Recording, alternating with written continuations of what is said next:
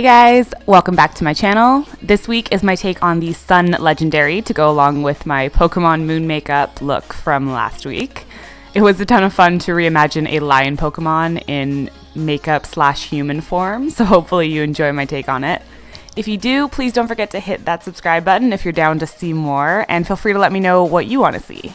But other than that, let's get started. First step is to grab some tea because, as you all know, I was super sick while filming this, and tea makes everything better. But of course, I just mapped out for myself where the face features would lay with a white eye pencil. I think I pretty much always do this because it's just the easiest way for me to visualize what the end product might look like. And then taking the cream blue color from my Makeup Forever Flash palette, I just started laying this down all along the forehead area and mapping out the eye shape as well, kind of similar to the ones I did on Lunala with the very animated, elongated eye shape. And then I made sure to set that with a cobalt blue eyeshadow that makes a big difference for pigmentation.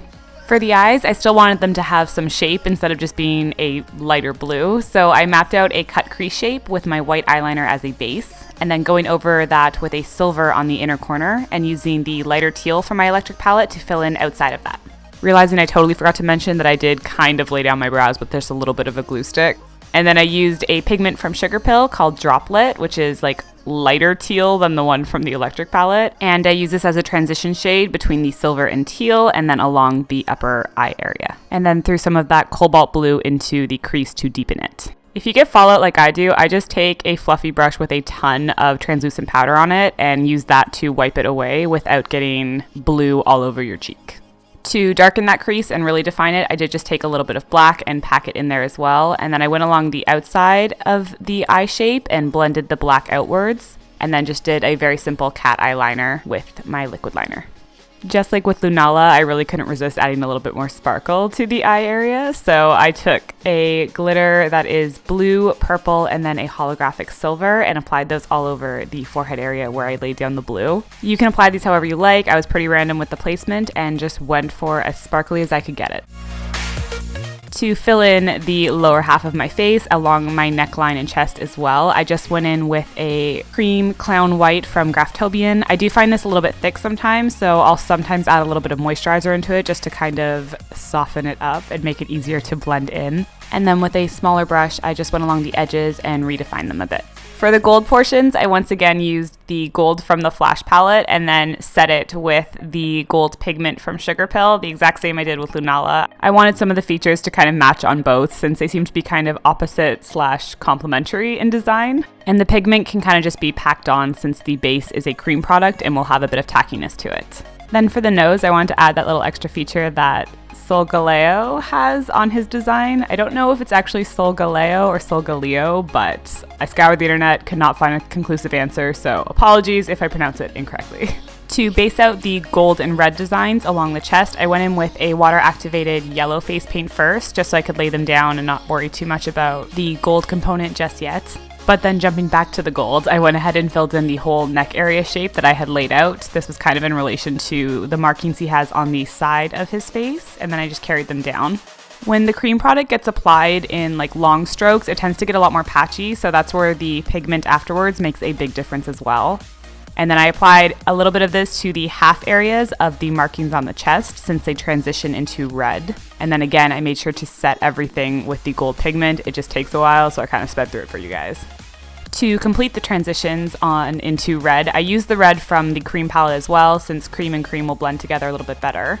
But then also to make that transition point between them, I did take a orange eyeshadow and blended that in to really make sure that it was a nice soft gradient between the two colors.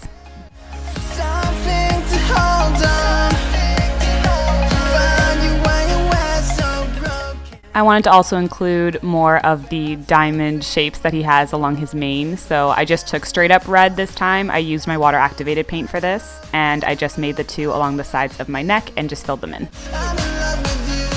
Since I wanted to reference his mane but couldn't really figure out how, I kind of just went ahead in with a taupe colored eyeshadow and created the mane shape with the fur along my chest and neck area. I did not at all aim for realistic looking fur. I wanted to keep it to that Pokemon animated style. But then I just also blended that out along the edges, created a bit more of a soft gradient outwards, and made sure it was a little bit more defined by adding a little bit extra dimension along the inside as well. For the lips, I kind of wanted them defined but also really soft, so this was my way of getting in the middle. I used a berry color lipstick. This one's from Bite Beauty. But then I went over it with my white lipstick from NYX to make it really soft and match more to the pale complexion I had built up. Last little touch was to add those, I don't know if they're whiskers, but they're in the design. I thought they were cool, so I had to add those in. And then I threw in some fangs for the line feel. And then I also threw on this white wig, which Eva Hair was nice enough to actually send me, which is awesome because I've not had a long white wig in forever and I forgot how much I miss them. So I think this kind of completed the look for me. I also threw in a pair of light blue contacts. These ones are from Primal Lenses. I, of course, will have links to everything down below, as always, in case you are interested in checking things out.